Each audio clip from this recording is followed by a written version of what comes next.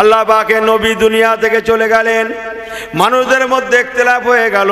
বেশিরভাগ মানুষেরা তারা বলতে লাগলেন, হুজুরের লাশকে আমরা কবরস্থ করব না, লাশটা কফিনে রেখে দেব, যদি কোনোদিন বিপদে পড়ি হুজুরের লাশ মোবারক সামনে রেখে আল্লাহ পাকের কাছে দোয়া চাইবো, আশা রাখি হুজুরের ওসিলায় অবতাগো ইলাইহিল ওসিলা, হুজুরের ওসিলায় আল্লাহ আমাদের ঘরে নাজাত দেবেন, এই আশায় তারা লাশ মোবারকটাকে রেখে দিল।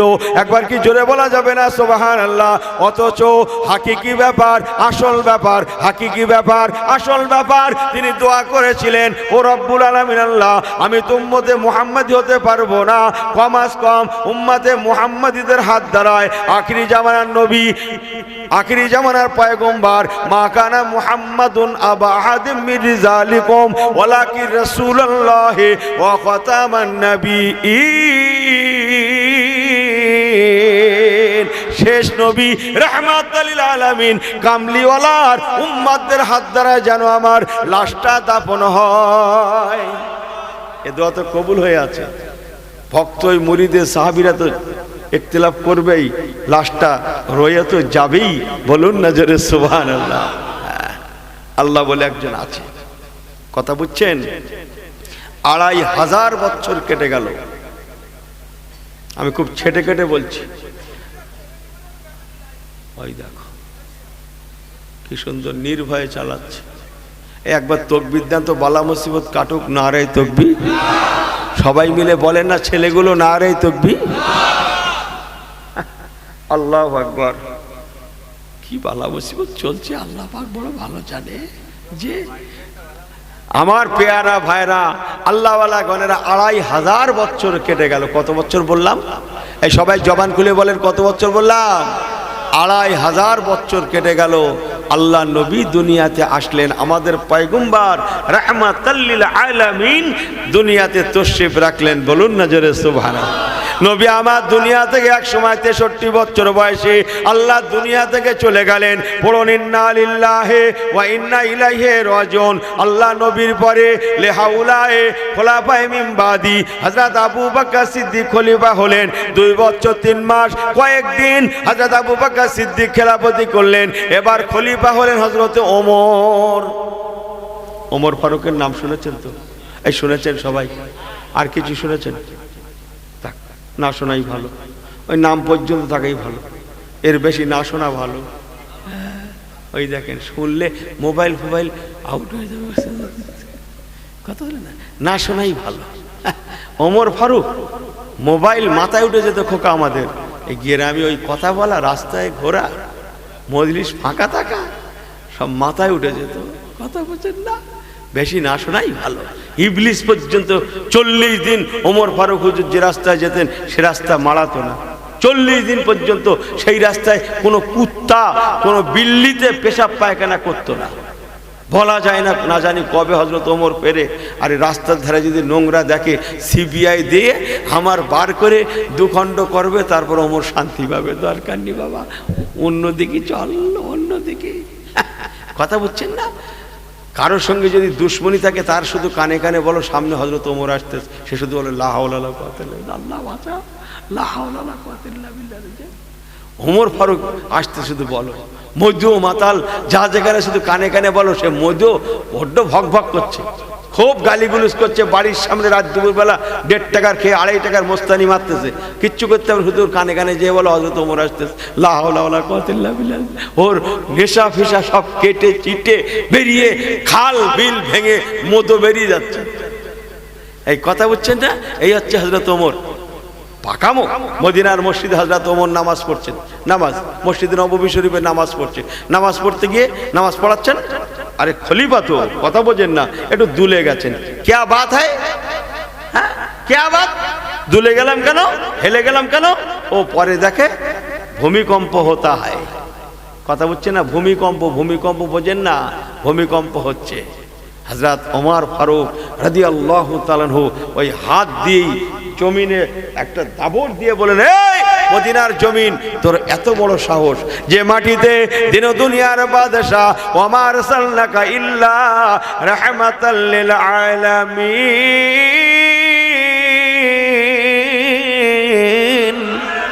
আরেকটু জোরে বলুন না সুবহানাল্লাহ। রাহমাতাল লিল আলামিন নবী, কামলিওয়ালা নবী যে মাটিতে শুয়ে আছেন, রে মদিনার জমিন, তোর এত বড় সাহস, তুই ভূমিকম্প শুরু করে দিয়েছিস, তুই কাঁপতে লেগেছিস। আমি ওমর রাসূলুল্লাহর গোলামের বাচ্চা, গোলাম হয়ে আমার নবী পাকের ওসিলা দিয়ে বলছি, রে মদিনার জমিন, যা কেঁপে গিয়েছিস কেঁপে গিয়েছিস, যা কেঁপেছিস কেঁপেছিস, যা ভূমিকম্প হয়েছে হয়েছে, আর যেন কিয়ামত পর্যন্ত মদিনার জমিনে কোনোদিন ভূমিকম্প না হয়। ও মুসলমান, আজকে ১৫০০ বছর কেটে গেল, আজও পর্যন্ত সেই যে ভূমিকম্প বন্ধ হয়েছিল, আজও পর্যন্ত মদিনার জমিনে ভূমিকম্প হয় না, আর ইনশাআল্লাহ কিয়ামত পর্যন্ত হবে না। হযরত ওমর, হ্যাঁ কথা বলছেন না? বাচ্চা কাচ্চা কাঁদতেছে, শুধু কানে কানে শুনিয়ে দাও, ওমর আসছে, হযরত ওমর আসছে, ওর কান্না ফান্না সব বন্ধ, তাবিজ কবজ কিচ্ছু লাগবে না, হ্যাঁ কিচ্ছু লাগবে না তাবিজ কবজ। হযরত ওমর ফারুক, বাপ রে বাপ, অত বুঝতেন না। 1 বছর উনি একবার চাকরি দিয়েছিলেন হযরত আবু বকর, ওনাকে চাকরি, একটা চাকরি দিলেন। ভাই ওমর, জি হুজুর, না আপনাকে একটা চাকরি করতে হবে। উনি খুব পণ্ডিত মানুষ ছিলেন, খুব জ্ঞানী ছিলেন, খুব বিচক্ষণ ছিলেন, এবং কি বলে আপনার এই অর্থনীতিবিদের উপরে ওনার খুব দক্ষতা ছিল, কথা বুঝছেন না? তা ওনাকে দিলেন হযরত ওমর ফারুক, আবু বকর সিদ্দিক রাদিয়াল্লাহু তাআলা পিরিয়ডে ঘটনা ঘটেছিল, ওনাকে দিলেন আরবের সুপ্রিম কোর্টের প্রধান বিচারপতির দায়িত্ব দিলেন। এখন আমিরুল মুমিনিনের হুকুম, বাধ্য, চেয়ারে বসে গেছে। দিন যায় রাত আসে, রাত যায় দিন আসে, সপ্তাহ যায় মাস যায়, 1 বছর সেদিন পূর্ণ হলো, 365টা দিন পূর্ণ হলো। ও মুসলমান, 365 দিন পরে হযরত ওমর মদিনার মসজিদে নববী শরীফে গিয়ে হযরত আবু বকর সিদ্দিককে বলতে লেগেছেন, আয় আমিরুল মুমিনিন, আয় খলিফাতুর রাসূল আবু বকর, হুজুর বেয়াদবি ক্ষমা করবেন, আপনি আমাকে সুপ্রিম কোর্টের প্রধান বিচারপতির দায়িত্ব দিয়েছিলেন, আমি আপনার হুকুম অবনত মস্তকে মেনে নিয়েছিলাম। আয় আমিরুল মুমিনিন, আয় খলিফাতুর রাসূল হুজুর আবু বকর, আমাকে ক্ষমা করে দেন, আমি আর বিচারপতি চাকরি করব না, আমি আর বিচারপতি থাকবো না। কেন ভাই, কি হলো? কি আপনাকে কি বললো? না হুজুর, কেউ আমাকে কিছু বলেনি। তাহলে হযরত ওমর রাদিয়াল্লাহু তাআলা বলতে লাগলেন, আমিরুল মুমিনিন, খলিফাতুল মুসলিমিন, হুজুর বেয়াদবি ক্ষমা করবেন, আজ 365টা দিন কমপ্লিট হলো, মদিনার সুপ্রিম কোর্টের, আরবের সুপ্রিম কোর্টের প্রধান দায়িত্ব, বিচারপতির দায়িত্ব দিয়েছিলেন, একটা বছর কেটে গেল, কিন্তু না আজ পর্যন্ত আমার কোর্টে, আজ পর্যন্ত আমার কোর্টে একটা কেসও আপিল হয় না, একটা কেসও জমা পড়ে না। বসে বসে বসে বসে 365টা দিন আমার কেটে গেল। আপনি বলুন কেমন করে জায়েজ হবে এ চাকরি করা? তাই আমি ওমর চাকরি করব না, আপনি আমাকে ক্ষমা করে দেন। মানুষ জেনে গিয়েছিল, মদয় জেনে যায়, টোলোয় জেনে যায়, এই কথা বোঝেন না? সবাই সবাই সবাই যারা ঘন ঘন ঝগড়া করে তারাও জেনে যায়, বলে এই সব বাদ, সব বাদ, সব বাদ। হযরত ওমর এখন প্রধান বিচারপতি, কি শুধু বলবে কাজ আছে তোর, ওই বিচারলে অত ঘোরার সময় নেই, তুই মাথা নিয়ে যা, তুই দল নিয়ে বাড়ি যা, হঠাৎ হঠাৎ জায়গা সাফি কর, কথা হচ্ছেন না? কোরআনের আইন চালু হলো, ইয়া আল্লাহ, এক মুহূর্তের মধ্যে দুনিয়া থেকে অন্যায় উবে গেল। বলুন না জোরে সুবহানাল্লাহ, আরেকটু জোরে বললেন না সুবহানাল্লাহ? ইস, আমরা সেই কোরআনের ঘরের সন্তান, আমরা সেই কোরআনের ঘরের আওলাদ, আমরা সেই কোরআনের ঘরের মানুষ। কোরআনটা আছে আমাদের ঘরে, কিন্তু কোরআনটা মানতে পারিনি, কথা বুঝছেন? কত সুন্দর, এত খারাপই কিচ্ছু থাকতো না বাবা, কথা বুঝছেন না? একবার দরুদ শরীফ আল্লাহুম্মা সাল্লি আলা,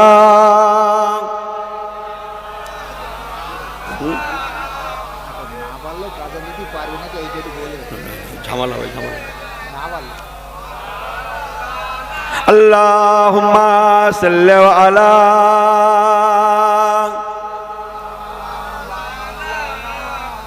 ওয়া আলা আলি সাইয়্যিদিনা दुनिया की सदाकत में तेरा नाम रहेगा, दुनिया की सदाकत में तेरा नाम रहेगा, सिद्दीक तेरे नाम से इस्लाम रहेगा। सुभान अल्लाह, जोरे बोले ना सुभान अल्लाह। दुनिया की सदाकत में तेरा नाम रहेगा, दुनिया की सदाकत में तेरा नाम रहेगा, सिद्दीक तेरे नाम से इस्लाम रहेगा। दुनिया की अदालत में तेरा नाम रहेगा, सुभान अल्लाह। दुनिया की अदालत में तेरा नाम रहेगा, फारूक तेरे नाम से इस्लाम रहेगा। जोरे बोलें ना सुभान अल्लाह, जोरे बोलें ना सुभान अल्लाह। दुनिया की सकावत में तेरा नाम रहेगा, दुनिया की सकावत में तेरा नाम रहेगा, उस्मान तेरे नाम से इस्लाम रहेगा। दुनिया की शुजाहत में तेरा नाम रहेगा, सुभान अल्लाह। दुनिया की शुजाहत में तेरा नाम रहेगा, अली तेरे नाम से इस्लाम रहेगा। दुनिया की सदाकत में तेरा नाम रहेगा, सुभान अल्लाह। दुनिया की सदाकत में तेरा नाम रहेगा, सिद्दीक तेरे नाम से इस्लाम रहेगा। जोरे जोरे जोरे अल्लाहुम्मा सल्ली अला सय्यदना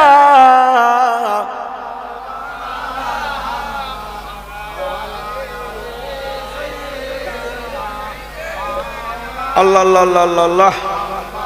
তাহলে সব ঠিক হয় তো? এই সব বিলকুল সহি হয়, সব ঠিক হয় তো? আপনারা সব ঠিক আছেন তো নাকি? আর একটু ওয়াজ করবো নাকি নেমে যাব? তাহলে সবাই ঠিক আছেন না? একবার হাত উঁচু করে আল্লাহকে সাক্ষী দিয়ে তাকবীর দান তো, নারে তাকবীর। এই দেখেন আল্লাহ হাত কটা দিয়েছে, একটা না দুটা? এই ছেলেরা কটা উঠেছে? দুটোই দুটোই দুটোই। এই হাফ কেন? ফুল ফুল ওঠান। এই দেখেন, থাক থাক থাক, এরাও বিপদে পড়েছে। এই দেগঙ্গা হুজুর ঠালে পারা গেল না, একবার হাত তোলো একবার পা তোলো, কি জ্বালা বলো দিন দেখি। এই আমার দোষ না, এই হচ্ছে কি জানেন না, আর বলবো না, মনে করছিলাম বলি, বাদ দেই, কথা বুঝছেন না? হ্যাঁ যা শ্রোতার চাপ, মাশাআল্লাহ মারহাবা, কথা বলছেন না? আর একবার দরুদ শরীফ, আল্লাহুম্মা সাল্লি আলা,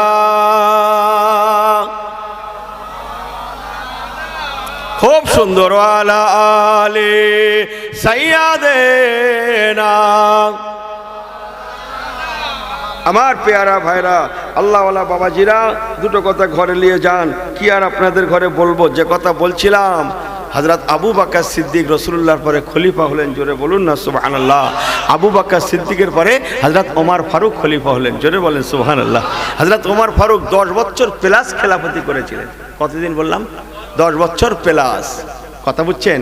অন্যায় উবে গেছিল, খুন, মার্ডার, জখম, রাহাজানি, ফেরেবাজি, কেড়ে নেওয়া, মেরে নেওয়া, লুটে নেওয়া, হিংসা, হাসাদ, ফাসাদ ইত্যাদি এক্সেট্রা, ফুল্লি ফাক্কান ফাক্কা, সাপ্পান সাপ্পা, নো পাত্তা। সারা বিশ্বের অর্ধেক দেশ হযরত ওমর ফারুক আল্লাহ পাক ওনার করায়তে দান করেছিলেন। জোরে বলুন না সুবহানাল্লাহ। যে শুধু ইত্তেবায়ে সুন্নতের ওসিলাতে, ইত্তেবায়ে রসুলের খাতিরেতে, আমার নবী পাকের ভালোবাসার খাতিরে হযরত ওমর, হযরত আবু বকর যেমন, ওমর তেমন, ওসমান তেমন, আলিয়া তেমন, কেউ কম নয়। বলুন না জোরে সুবহানাল্লাহ।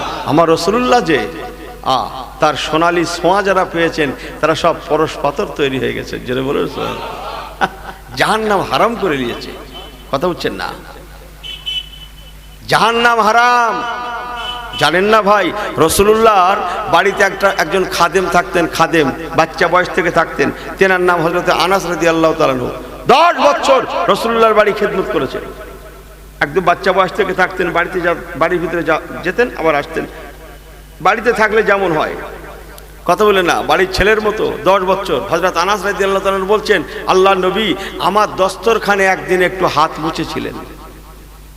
দস্তরখান সম্মুখে রাখা ছিল, হুজুর একটু হাতটা দস্তরখানে একটা কোণে একটুখানি লাগিয়ে দিয়েছিলেন, ঘষে দিয়েছিলেন। আল্লাহর কসম, হযরত আনাস বলেছেন, আল্লাহর কসম, তারপর থেকে কোনোদিন আমি আনাস আমার দস্তরখানে যা ময়লা লেগে যেত, নোংরা লাগতো, পরিষ্কারের জন্য আমি কোনো সাবুন ব্যবহার করতাম না, কোনো সার্ফ ব্যবহার করতাম না। আল্লাহর কসম, আমার দস্তরখান পরিষ্কার করার হলে আমি আগুন জ্বালাতাম, আগুন জ্বালাতাম, আগুন আগুন আগুন আগুন। আগুন জ্বালিয়ে দস্তরখানটা আগুনে ফেলে দিতাম। আল্লাহর কসম, অল্প সময়ের মধ্যে দস্তরখানের ময়লা যেমন সাফি হয়ে যেত, তেমন কাপড়টা পরিষ্কার ধবধবে চকচকে হয়ে বেরিয়ে আসতো। সুবহানাল্লাহ। আমি টেনে নিতাম, ঝকঝকে চকচকে। হযরত সাহাবায়ে কিরামরা বললেন, ভাই আনাস, এই জাদু কোথায় শিখলেন? হযরত আনাস বলেছিলেন, এই জাদু তো জাদু নয়, এ রসুল পাকের ছোঁয়া হয়। বলুন না জোরে সুবহানাল্লাহ। আমার নবী পাকের ছোঁয়ায় দুনিয়ার জাহান্নামের আগুন যেখানে হারাম, সেখানে দুনিয়ার আগুন কি করতে পারে? আমার দস্তরখান রাসূলুল্লাহ ছোঁয়া লেগেছে বলে আমি সেই দিন থেকে আমি আনাস আগুনে অমন করে আমার দস্তরখানটাকে পরিষ্কার করে নেই। সুবহানাল্লাহ। যদি তার জিন্দেগি আমরা আমল করতে পারতাম কি হতো? আপনারা শুনে থাকবেন, আমি হাসতে হাসতে অনেক জায়গায় বলেছি। হ্যাঁ, এক জিহাদে সাহাবীরা জিহাদ করছে, জয়ী হতে পারছে না। সাহাবীরা অ্যানালাইসিস করছে, কি বাত হয়, কি ব্যাপার, জিহাদে জয়ী হচ্ছে না কেন? হ্যাঁ, অ্যানালাইসিস করে করে এটা ছেড়ে যাচ্ছে না, ওটা ছেড়ে যাচ্ছে, কোন সুন্নত ছেড়ে যাচ্ছে, কোন ফরজ ছেড়ে যাচ্ছে, সব অ্যানালাইসিস করে করে একটা একটা করে আদায় করছে না। জিহাদ মানে জীবন মরণ লড়াই, তো সেখানে একটা একটা করে পাই পাই করতে সব সম্ভব না। কি কথা ঠিক কিনা বলেন? হ্যাঁ, আমার পেয়ারা ভাইরা, কিন্তু জিহাদে জয়ী হচ্ছে না। জিহাদে যিনি commander in chief, soldier in chief, সৈন্যাধ্যক্ষ, লাস্ট অ্যানালাইসিসে ধরা পড়ে গেল, ও আমাদের তো একটা সুন্নত ছেড়ে যাচ্ছে, আমরা তো জীবন মরণ লড়াই করি, ফজরের নামাজ পড়ার পর থেকেই সারাদিন যুদ্ধ করি, আমাদের তো মেসওয়াক করা হয় না। রাসূলুল্লাহ বলেছেন মেসওয়াক করা সুন্নত। এই শোনো ও মুজাহিদিনরা, কমান্ডার ইন চিফ ফতোয়া দিলেন, ইউকাতিলুনা ফি সাবিলিল্লাহ, তোমরা যারা আল্লাহর জন্য জিহাদ করতে এসেছো, আমি তোমাদের নেতা ফতোয়া দিচ্ছি, আগামীকাল সকাল হবে, ফজরের নামাজ হবে, নামাজের আগে অজু হবে, অজুর আগে মেসওয়াক হবে, মেসওয়াক ছাড়া কেউ যেন অজু করবে না, নামাজ পড়বে না। ও নেতা তারা মেনেছিলেন, যে কথা সেই কাজ। কমান্ডার ইন চিফের কি বলে হুকুম শিরোধার্য। বলুন না সুবহানাল্লাহ। আর এখানে কিসের হুকুম শিরোধার্য? হ্যাঁ, বাপ ছেলেরা বলছে কইছে এই কাজটা করতে, ও আবার ভেবে দেখতেছে করলে হবে, ভালো না মন্দ, ভালো না মন্দ। বাপ বলেছে কথাটা ছেলেটাকে, মা বলেছে ছেলেটাকে, গার্জিয়ান বলেছে, তাও এ ভেবে দেখছে বাপের কাজটা করা যাবে কি যাবে না। কথা বুঝছেন না? এমনি মার খেতে হবে। ইসলাম আছে, মুসলমানিত্বের অভাব, নূর ইমান আছে, ইমানের নূরের অভাব। আমি ইউনুসও জানি সব ফুলকে ফুল বলে, তাই বলে এই ফুলগুলো আসলি ফুলের ন্যায় নয়, असली फूल न्याय निश्चय नय, ये फूल है लेकिन खुशबू नहीं, जिस फूल में खुशबू नहीं वो फूल तो फूल ही नहीं। ऐसे चमकाना मत, ऐसे चमकाना मत। आमिও ভালো জানি জীবনটা ফুলের মতো খুশবুদার করি করুন, খামাকা চমকিয়ে লাভ নেই। কথা বুঝছেন? চলেন দুটো কথা বলি। কি বলছিলাম? কমান্ডার ইন চিফ বললেন মেসওয়াক, যে কথা সেই কাজ। পরের দিন সব ভোরবেলা আরব জমিন তো, অজু করার আগে সব মেসওয়াকের ডাল ভাঙতেছে, ডাল গাছের ডাল ভাঙছে, কেউ জয়তুনের ডাল ভাঙে, কেউ খরমা গাছের ডাল ভাঙে, কেউ কি বলে বলেন না মরিয়াম ফুল গাছের ডাল ভাঙে, এক একজন এক এক রকমের ডাল ভেঙে মেসওয়াক করছে। দুশ্মনেরা গতিবিধি লক্ষ্য রেখেছে, মোল্লাদের গতিবিধি। কথা বুঝছেন না? ওরা দূর থেকে দেখছে মোল্লারা আজকে ডাল ভেঙে সব দাঁত কি করছে, মেসওয়াক।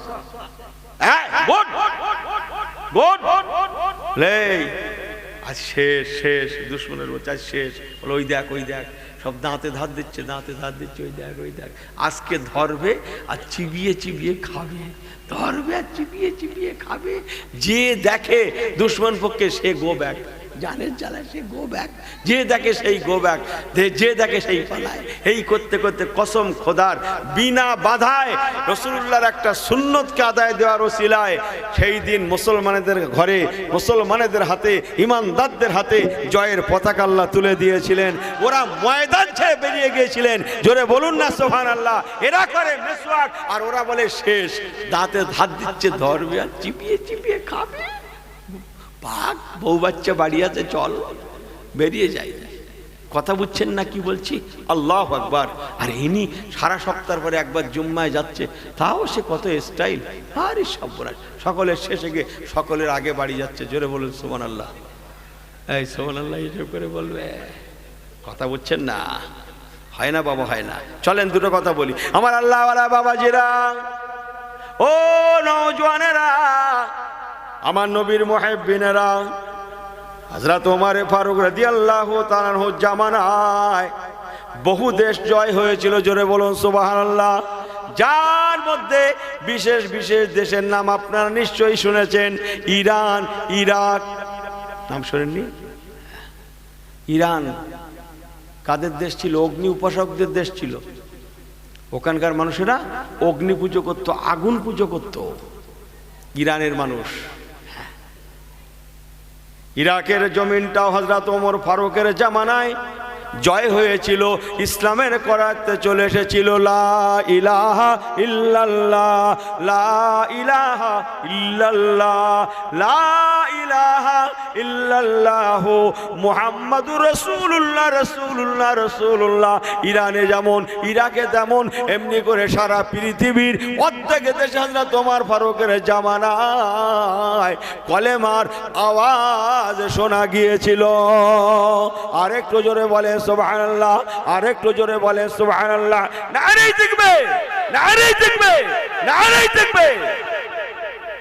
নামের তাসিরে আল্লাহ ইরাকের জমিনে কলেমার দাওয়াত দেওয়ার জন্য হযরত ওমর একদল সাহাবায়ে রাসূল পাঠিয়েছিলেন, যে সাহাবায়ে রাসূলদের নেতৃত্ব দিয়েছিলেন যিনি, তেনার নাম হযরত আবু মুসা আল আশআরী রাদিয়াল্লাহু তাআলা আনহু।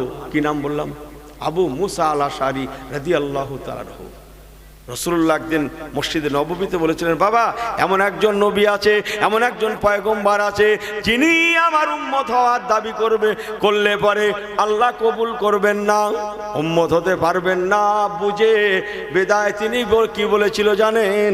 ও আমার সাহাবীরা শুনে নাও, তিনি কি বলেছিল? আল্লাহ পাকের দরবারে তিনি দোয়া করেছিলেন, ও রব্বুল আলামিন, আল্লাহ আমি উম্মতে মুহাম্মাদি হতে পারবো না, আমার নসিব নিশ্চয়ই নাই, তাহলে এখন কেন আসবো? তিনি তো এখন বহু দূরে। রব্বুল আলামিন, আল্লাহ আমার ইন্তেকালের পরে আমার লাশ মুবারকটা যেন অক্ষত রয়ে যায়, অক্ষত রয়ে যায়, হেফাজত রয়ে যায়। একটু জোরে বলে সুবহানাল্লাহ। আর উম্মতে মুহাম্মাদীদের হাত দ্বারা যেন দাফন মাদফন হয়, দাফন কাফন হয়, জানাজা হয়, কবরস্থ হয়। একবার কি জোরে বলা যাবে না সুবহানাল্লাহ? নবী আমার মদিনার দরবারে বলেছিলেন, বাবারা বাবারা বাবারা, ও বাবা সাহাবী কান্নুজুম, আমার সাহাবায়ে কেরামেরা, আমি রাসূলুল্লাহ বলে গেলাম, আমার সাহাবীদের মধ্যে যে বা যারা সেই নবীর চাঁদ মুখ দেখবে, হাতে করে দাফন কাফন করবে, আমি রাসূলুল্লাহ তাকে বা তাদের ঘরে জান্নাতের খুশখবরি দিয়ে গেলাম। রাসূলুল্লাহ বলেছিলেন, সাহাবীরা বসে শুনেছিলেন। আবু মুসা আল আশআরী সেদিন রাসূলুল্লাহর মজলিসে বসা ছিলেন, উনিও হাদিসটা শুনেছিলেন। বলুন না সুবহানাল্লাহ। তাই উনি যখন ইরাকে গেলেন, ওমর ফারুক যখন পাঠালেন, উনি মনে মনে আশায় আছেন সেই খেয়ালটা। রাসূলুল্লাহ বলেছিলেন, এমন একজন নবী আছে বাবা, ইরাকের জমিনে পাবে। তখন দেশটার নাম ইরাক ছিল না, বর্তমান ইরাক হয়েছে। কথা বলেন না, তখন ইরাক ছিল না। যাই বা হোক, হাদিসটা ওনার জানা ছিল, তাই উনি ইসলামের খেদমত করে, এটা ওটা সেটা সব কাজ করে, কিন্তু মন মন ওই লাশটা খুঁজতে থাকে। সুবহানাল্লাহ, সুবহানাল্লাহ। যে যা আশা করে আল্লাহ তাকে মেলায় কি মেলায় না? এই কথা বলেন না কেন? আল্লাহ তাকে তা মেলায় গো। হ্যাঁ, আশা হতে হবে হক, আশা হতে হবে হালাল, আল্লাহ মিলিয়ে দেবে। কথা বুঝছেন? হারাম হলে হবে না তো ভাই গো। সংক্ষেপ করে বলছি, অনেক ঘটনা লম্বা ছিল, আমি একেবারে ছেটে কেটে শেষ করছি। উনি ঘুরছেন ঘুরছেন আর ওইটা খেয়াল করছেন, দেখি যদি মিলে যায়। একদম এখানে ওখানে সেখানে যখন পাচ্ছেন না, সোজা মুসলমানদের করাতে চলে এসছে তো, ওনাদের হাতে চলে এসছে তো দেশ, সোজা রাজ বিল্ডিং এ ঢুকে গেলেন।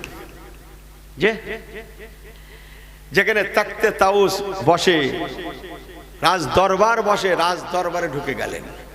যে দেখছে রাজ দরবারের একটা ঘরে সুন্দর একটা কফিন রাখা আছে, তাতে একটা লাশ, জোরে বলুন না সুবহানাল্লাহ, একটু উঁচুতে রাখা আছে, আর তার থেকে একটু সামান্যতম দূরে নিচে একজন মুরব্বী জয়ীব কমজোর মানুষ বসে আছে।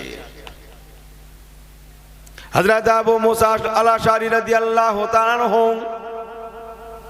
ওই মুরব্বীকে জিজ্ঞাসা করলেন, ও মুরব্বী সাহেব, কি ব্যাপার, এখানে বসা কেন?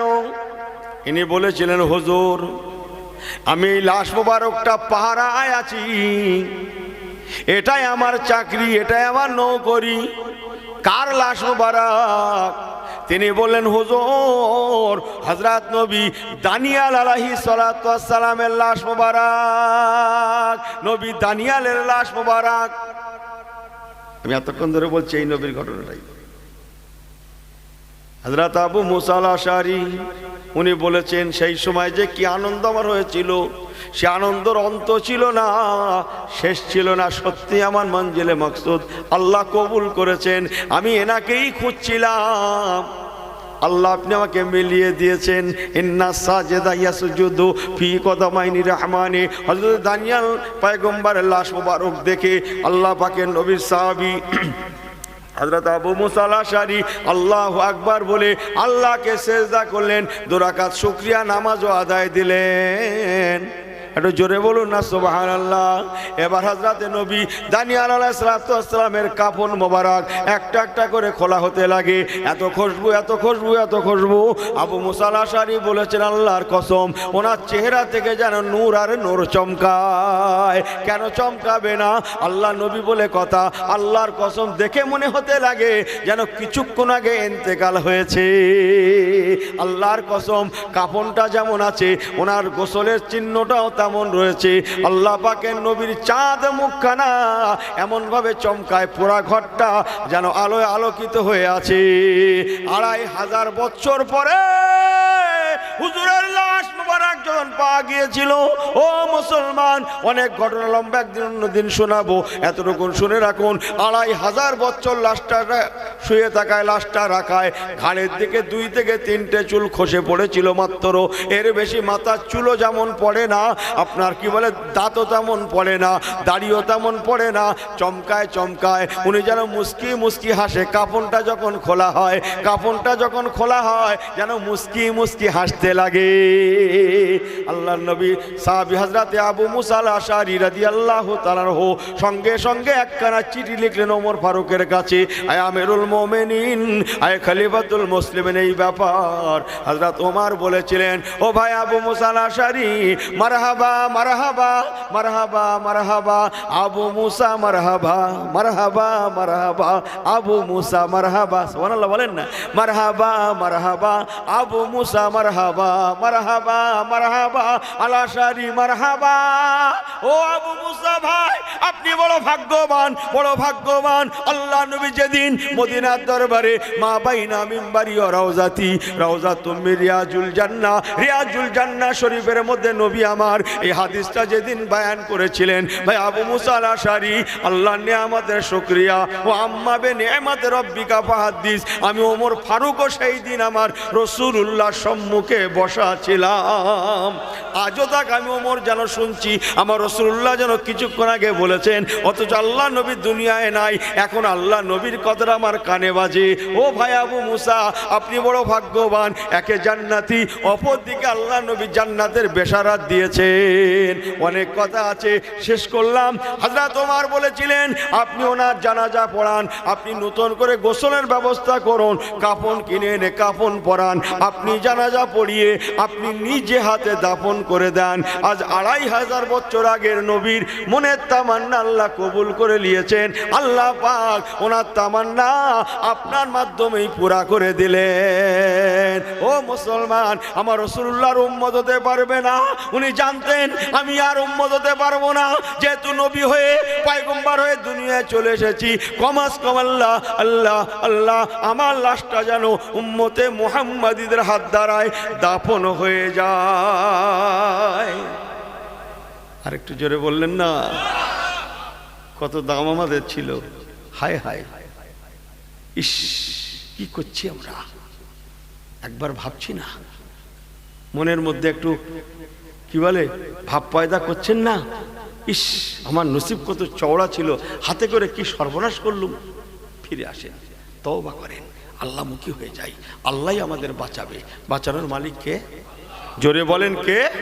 আল্লাহ বলেছেন, তোরা আমার হয়ে, এই তোদের খাওয়াবো, তোদের পড়াবো, তোদের বাঁচাবো, তোদের নিরাপত্তা দেব, তোদের ইহকালের দায়িত্ব নেব, তোদের পরকালের দায়িত্ব আমি আল্লাহ আমার কুদরতি হাতে উঠিয়ে নেব। কেবল তোরা আমার হয়ে যা, আমি আল্লাহ তোদের হয়ে যাব। এই মাথা ঘাবড়া না, তোরা ঘাবড়াবি না। আমি কথা দিলাম সবাই তোর দুশ্মন হলেও আমি আল্লাহ তোর বন্ধু হয়ে যাব। আর একটু জোরে বললেন না? আল্লাহুম্মা সাল্লি আলা।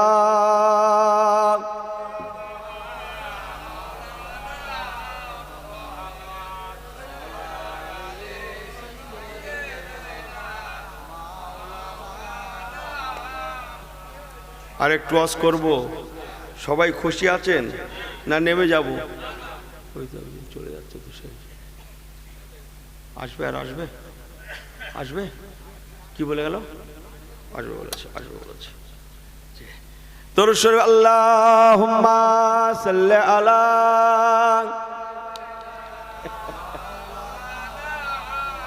ওয়া আলা আলি সাইয়্যিদিনা। আল্লাহ বলছেন কমপ্লিট হয়ে যায়, আমি তোদের ঘরে খাওয়াবো পড়াবো। তোরা তো আমার কাফের কুকুর বেদিন বেঈমান মুশরিক বেহুদা, তাদের ঘরে আমি আল্লাহ খাওয়াচ্ছি, তাদের ঘরে আমি আল্লাহ পড়াচ্ছি, তাদের ঘরে আমি আল্লাহ বাঁচিয়ে রেখেছি। তোদের জন্য দুনিয়া বানিয়েছি, তোদের জন্য দুনিয়া সাজিয়েছি। হ্যাঁ, তোরা খেতে পারবি না মানে? আমি আল্লাহ তোদের শুধু খাওয়াবো না, আমি আল্লাহ আমার দয়ার জান্নাত দেখাবো। না জোরে বলেন না, মা বোনেরা শুনে ফেলবে, লজ্জার কথা, বড্ড জোর হয়ে যাচ্ছে বলা। হয় ভালো করে লাগো ছেলেরা, আর তার দায়িত্ব আমার দাও। বুড়ো হয়ে গেলে কি হবে? এখনো তোমাদের থেকে জোরে বলতে পারি। জোরে বলুন না সুবহানাল্লাহ। কি বলি বলুন তো দেখি? আমরা দুঃখটুকু লেচ্ছেন না তো, কি করবো ভাই? কথা বুঝছেন? কাফের কুকুরদের ঘরে আল্লাহ খাওয়াচ্ছে। আল্লাহ পাক বললেন তোরা আমার হয়ে যা, কমপ্লিট মোমেন্ট হয়ে যা। আর তোরা নবীর আখলাক আদর্শকে লক্ষ্য কর। আমি আল্লাহ বলছি তোরা কামিয়াবি অবশ্যই হবি, এতে কোনো সন্দেহ নেই। সত্যই রাসূলুল্লাহ যেমন তার ছোঁয়া যারা পেয়েছিলেন তারাও সোনায় সোহাগা হয়ে গিয়েছিলেন। সুবহানাল্লাহ। যেমন রাসূলুল্লাহ তেমন আম্মাজিরা, যেমন রাসূলুল্লাহ তেমন তার কলিজার টুকরারা, যেমন রাসূলুল্লাহ হ্যাঁ তেমন তার মেয়েরা জামাইরা, যেমন রাসূলুল্লাহ তেমন তার সাহাবায়ে কিরামগণেরা। যেটা বলেন যেমন রাসূলুল্লাহ তেমন তার স্টাফও বটে। বলুন না জোরে মারহাবা। হুজুরও যেমন তার স্টাফও তেমন, আল্লাহ নবী যেমন মাজিরাও তেমন। আর আমরা যেমন আমরা যারা অশুনতে এসছি, আমাদের আবার কি, আমাদের জুটেছেও তেমন। আপনারা কি বলেন? কথা বুঝছেন না? ইসলাম আছে, মুসলমানিত্ব নেই।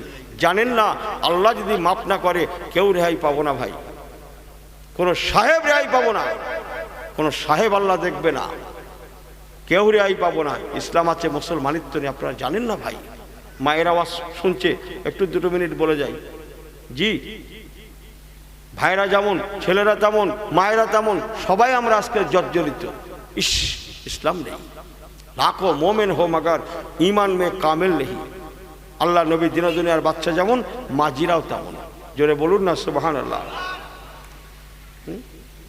হুজুর এসছেন কখন? ও আমি তো ওই গাড়িতে এসেছিল। এই হুজুর এসছে বলছে তো, আমাকে শোনানি তো। অনেক গাড়ি যাচ্ছে তো আমি ঠিক করতে পারিনি। একবার তকবির যাতো না, আড়াই তকবির। ওই দেখেন হুজুর এসছে, তাও একই অবস্থাতে। কখন কি হবে একটু জোরে কখন হবে? কচিরা জোরে লাগো, নারে দেখবি, জোরে বলে নারে দেখবি, নারে দেখবে। জি, আমার আল্লাহওয়ালা বাবাজিরা নবীওয়ালা হয়ে যায়, আকলাকে পয়গম্বরওয়ালা হয়ে যায়।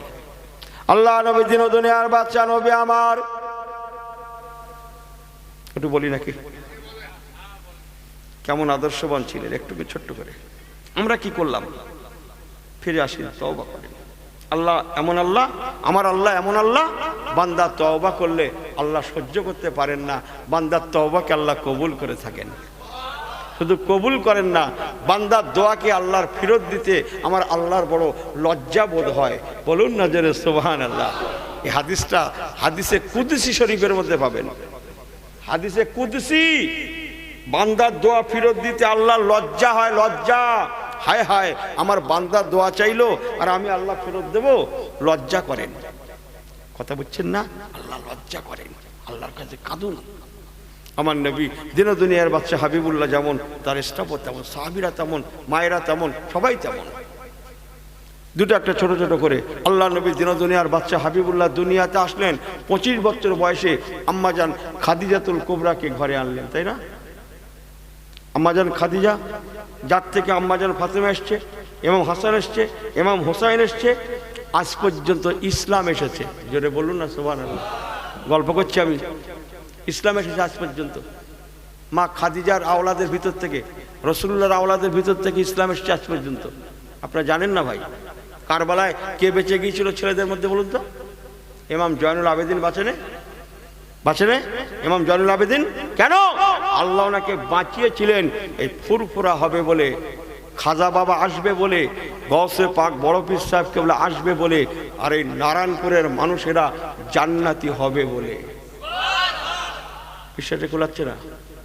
সুবহানাল্লাহর আওয়াজ কেমন হবে? কেন বিশ্বাসে খোলালে একটু জোরে বলেন। হ্যাঁ, একদিন শোনাবো। এরকম করে হবে না, সারা গ্রাম মিলে বসতে হবে আর ঘড়ি টড়ি খুলে লাগতে হবে। যখন হোক শেষ হবে, আজ না হলে কাল হবে। কথা বুঝছেন? ইমাম জয়নুল আবেদিনকে আল্লাহ বাঁচিয়েছিলেন আমাদের নাজাত দেবেন বলেই। বলুন না জোরে সুবহানাল্লাহ। খোদার কসম, ইমাম জয়নুল আবেদিন যদি সেদিন না বাঁচতেন, ফুরফুরা দাদা হুজুর কেবলাকে পেতুম না, খাজা বাবাকেও পেতুম না, বড় পীর সাহেব কেবলা হতো না। না না না স্যার, কিচ্ছু হতো না। আপনি জানেন ইতিহাস? যাক, অন্য সময় হবে। ভাই আমার, আম্মাজান খাদিজাতুল কুবরা রাসূলুল্লাহর ঘরে আসলেন 25-এ, রাসূলুল্লাহর 25, মাঝি 40 বছর বয়সে আসলেন। জানা কথা একটু বলে যাই। আহা, আম্মাজান খাদিজাতুল কুবরা রাদিয়াল্লাহু তাআলা আনহা বেঁচে থাকাকালীন আমার নবী দ্বিতীয় বিয়ে করেন, চলে গেছেন। তারা অনেক অনেক পরে হযরত আবু বকর সিদ্দিক জোর করেই আম্মাজান আয়েশা সিদ্দিকাকে রাসূলুল্লাহর সঙ্গে বিয়ে দিয়েছিলেন। জোরে বলুন না সুবহানাল্লাহ। মোটামুটি বলে গেলাম। সেই আম্মাজান আয়েশা সিদ্দিকার ঘরেই রাসূলুল্লাহ ইন্তেকাল ফরমালেন। আম্মাজান আয়েশা এমন, জিবরাইল আমিন ফেরেশতা মাঝি আয়েশার ঘরে রাসূলুল্লাহ শুয়ে আছেন, জিবরাইল আমিন ফেরেশতা ওহী নিয়ে আসতেন। বলুন না জোরে সুবহানাল্লাহ।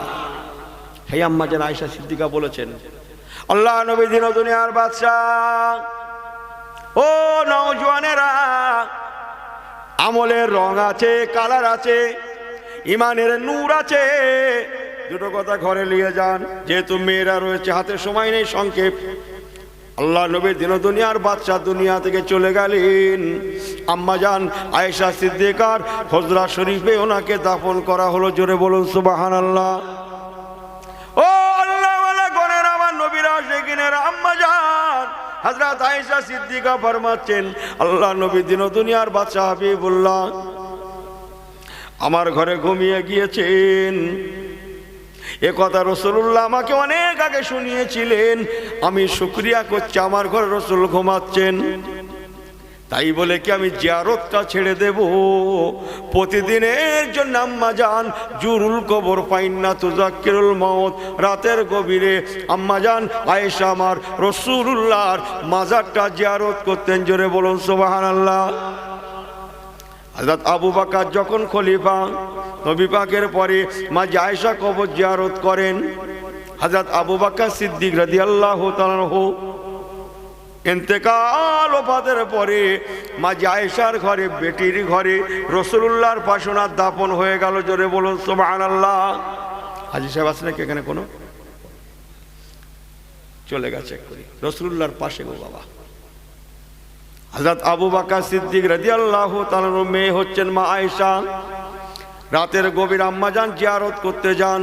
ফাঁকা ময়দান, ফাঁকা জায়গা, কবর বলে কথা, মাজার বলে কথা, রওজা বলে কথা, রাতের গভীরতা বলে কথা। মাঝি আয়েশা জিয়ারত করতে আসেন, কিন্তু কোনো বোরকা পরেন না। বোরকা মেয়েরা বোরকা পরে দেখেছেন?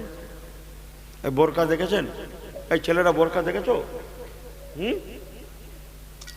কে দেখেছেন? হাত তোলেন তো। অত সস্তা বোরকা কাকে বলে জানেন? আফগানে যেতে হবে। পশ্চিম পাকিস্তানে একটু আছে এখনো, আফগানিস্তানে আছে, শুধু চোখ দুটো দেখা যায়, তার নাম বোরকা। বুঝেন না কথা? এটাও একটা বোরকা, বানানো হয়তো একটু আলাদা, আমি জানিনি, আমাকে মাফ করবেন। ও নওজওয়ানের আমার মায়েরা, বেটিরা, দুঃখ করেন না। আমি আপনাদের একা বলি না, বরং দুনিয়াকে লক্ষ্য করে বলছি। কথা বুঝছেন? দুনিয়াকে লক্ষ্য করে বলছি, ইমানের নূর আছে, আমলের কালার আছে, মুসলমানিত্বর পরিচয় আছে। আম্মা জান আয়েশা স্বামীর মাজার জিয়ারত করেন, জুরুল কবর জিয়ারত করেন, কিন্তু বোরকা পরেন না। কি জন্যে বোরকা পরবো? আমার স্বামী বলে কথা, আল্লাহ নবী, বোরকা পরার প্রয়োজন নাই। হনুমান পুটি ছিল গাড়িতে, এটা না আরেকটা ছিল, জানো, থাক ছেড়ে দাও। আমার আল্লাহওয়ালা বাবাজিরা, হযরত আবু বকর সিদ্দিক ইন্তেকাল হয়ে গেলেন, রাসূলুল্লাহর পাশে দাফন হয়ে গেল। আম্মা জান আয়েশা সিদ্দিকা মাজার জিয়ারতে যান। আগে যেতেন কেবল স্বামীর মাজার, এবার যান স্বামী আর আব্বা আবু বকরের মাজার। তাই মেয়ে বলে কথা, রাসূলুল্লাহর বিবি বলে কথা, উনি বোরকা পরেন না। ভালো করে শুনে নেন, আমলের কালার আছে, ইমানের নূর আছে। হযরত ওমর ফারুক রাদিয়াল্লাহু তাআলা আনহু, যে ওমর ফারুকের কথা বলছিলাম, লাউ কানা বাদা নবিয়ান ফাহুয়া ওমরুন। হযরত ওমর ফারুক কত বছর খেলাফতি বলেছিলাম? 10 বছর প্লাস। আমি লাইনচ্যুত হই না। হযরত ওমর ফারুক 10 বছর পরে উনি যখন ইন্তেকাল হয়ে গেলেন, আবু বকর সিদ্দিকের পাশে ওনার লাশ মোবারক দাফন হয়ে গেল।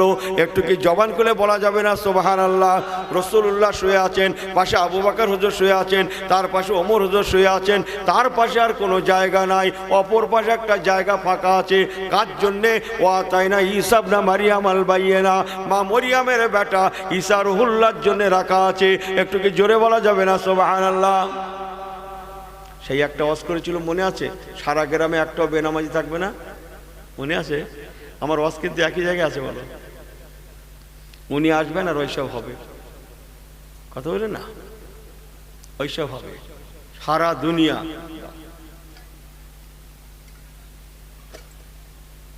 আমার আল্লাহওয়ালা বাবাজিরা,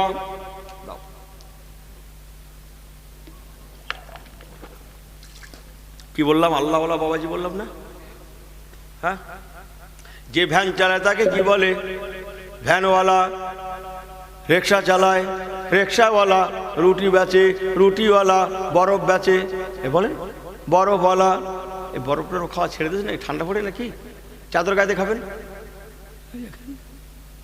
বলি বলো দিন দেখি, চাদর গায়ে খাবেন? আমার পেয়ারা ভাইরা, তাহলে বরফওয়ালা বরফ বেচে, বরফওয়ালা রুটি বেচে, রুটিওয়ালা। ঠেলা চালায়, ঠেলাওয়ালা। অটো চালায়, অটোওয়ালা। টোটো চালায়, কিওয়ালা? টোটোওয়ালা। এতে কোনো দুঃখ নেই, আমি মৌলবীওয়ালা। কথা বোঝেন না, আমাকে ভুল বোঝেন না। কিন্তু আল্লাহ বলছেন, ফেরেশতা রে,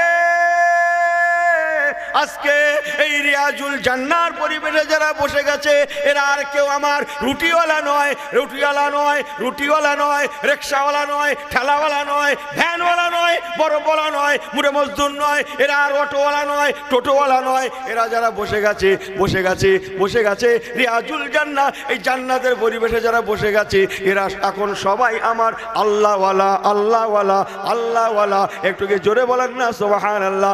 আল্লাহ বলছেন, বান্দা রে, আমি রুটিওয়ালা রিক্সাওয়ালা বুঝি না, আমি বুঝি আমার আল্লাহওয়ালা। জি, কথা বলছেন না? আল্লাহ শান। আল্লাহ আমাদের ঘরে বড় ভালোবেসেছেন, তাই রাসূলুল্লাহর উম্মত হয়েছি। রাসূলুল্লাহর উম্মত আল্লাহ আমাদের ঘরে করেছেন। সুবহানাল্লাহ বললেন না? যে যাক উম্মতের কি বলে খুশবু আছে, সেই বলতে গিয়ে বলছিল। আম্মা জান হযরত আয়েশা সিদ্দিকা ওমর ফারুক ইন্তেকাল হয়ে যাওয়ার পরে উনি মাজার জিয়ারতটা বন্ধ দেন না। কিন্তু বড় মজার কথা শুনে নেন, আগে যেতেন স্বামীর মাজার জিয়ারতে, বোরকা পরতেন না। আব্বার মাজার জিয়ারত, বোরকা পরতেন না। এবার যেহেতু ওমর ফারুক শুয়ে গিয়েছেন, তাই হযরত আম্মা জান আয়েশা সিদ্দিকা ওমর ফারুকের যেদিন কবরস্থ হয়েছে, সেই দিন থেকে উনি বোরকা পরিহিত অবস্থায় জিয়ারতে যান, জিয়ারতে যান, জিয়ারতে যান। রাতের গভীরে বোরকা পরিহিত অবস্থায় যান। আম্মা জান আয়েশাকে বলা হয়েছিল, ও আম্মা জান, কি ব্যাপার, আপনি এতদিন বোরকা নিতেন না, আজকে কেন বোরকা নিচ্ছেন? আম্মা জান আয়েশা ঝরঝর করে কেঁদে ফেললেন। ও রাসূলুল্লাহ সাহাবীরা, তোমরা কি ভুলে গিয়েছো হযরত ওমর একজন পরপুরুষ বলে কথা? আবু বকর আমার আব্বা, বোরকার প্রয়োজন ছিল না। আমার রাসূল রাসূলুল্লাহ আমার স্বামী, বোরকার প্রয়োজন ছিল না। হযরত ওমর যেহেতু শুয়ে গিয়েছে একজন পরপুরুষ, তাই বোরকা ছাড়া জিয়ারত করা জায়েজ হবে না, জায়েজ হবে না। কেন বাবা? আল্লাহর কোরআন কি তোমরা পড়ো না? আল্লাহর কোরআন পাকের প্রথম পারায় সূরা বাকারা আল্লাহ পাক বলে দিয়েছেন, বিসমিল্লাহির রহমানির রহিম, আলিফ লাম মিম যালিকাল কিতাবু লা রাইবা ফীহি হুদাল লিল মুত্তাকিন। রে বান্দা, আমি কোরআন পাঠালাম, আমার কোরআন পেয়ে, নবী পেয়ে তোরা তাকওয়াওয়ালা, খোদা ভীরুতা, পরেজগারওয়ালা হয়ে যা। আল্লাহ পরেজগারিতা শিক্ষা দিলেন। যেহেতু ওমর শুয়ে গিয়েছে, একজন পরপুরুষ, অতএব আর বোরকা ছাড়া যাওয়া যায় চলবে না, জায়েজ হবে না। তাই ওমর ফারুকের ইন্তেকালের পর থেকে উনি বোরকা ব্যবহার করতেন। এর নাম হচ্ছে ইসলাম। বলুন না জোরে সুবহানাল্লাহ। এর নাম হচ্ছে ইসলাম। ইসলামের রং নেই, কালার নেই। ইস, আল্লাহু আকবার। আল্লাহ আমাদের হেদায়েতের আলো দান করেন। জোরে বলুন আল্লাহুম্মা আমিন। অনেকক্ষণ আপনারা বসেছেন, আসুন না সবাই একটু আল্লাহ পাকের সম্মুখে দাঁড়িয়ে নবী পাকের সামনে একটু সালাম পৌঁছে দিই। ইয়া নবী সালামু আলাইকা, ইয়া রাসূল